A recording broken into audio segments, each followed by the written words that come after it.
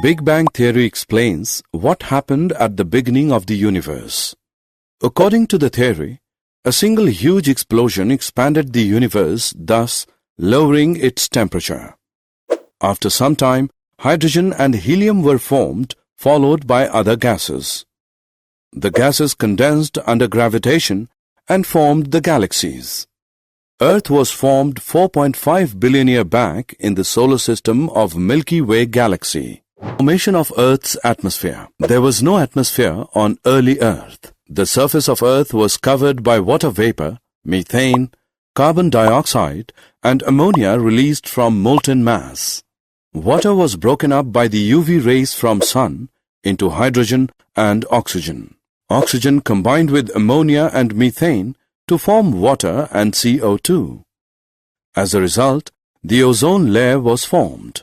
When the temperature decreased, water vapor fell down as rain to form oceans.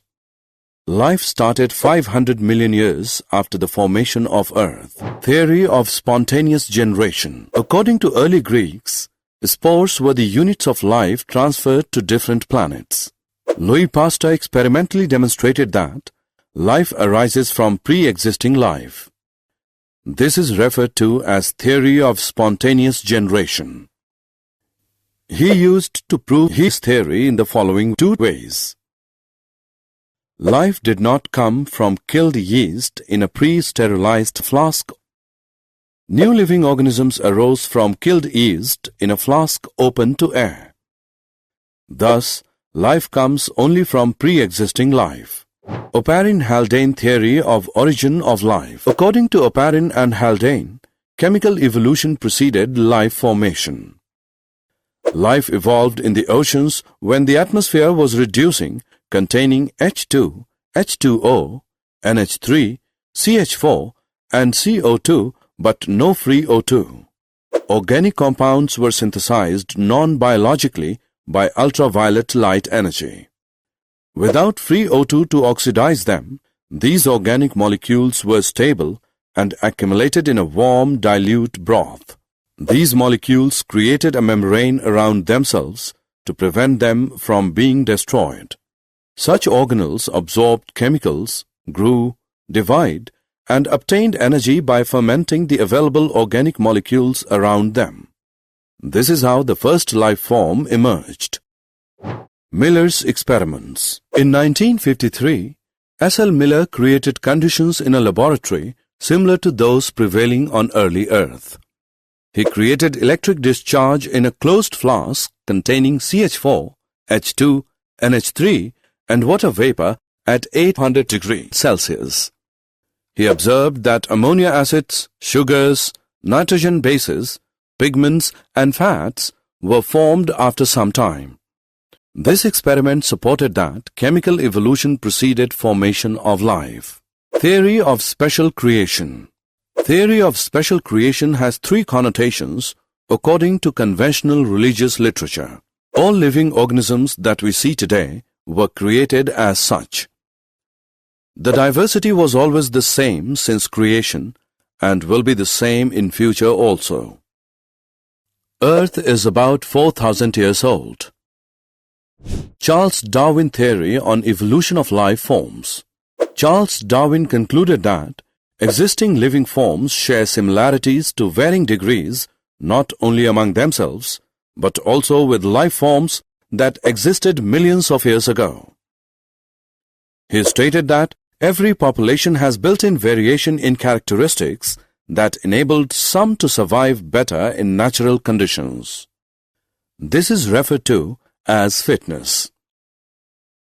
Thus, those who better fit in an environment are selected by nature.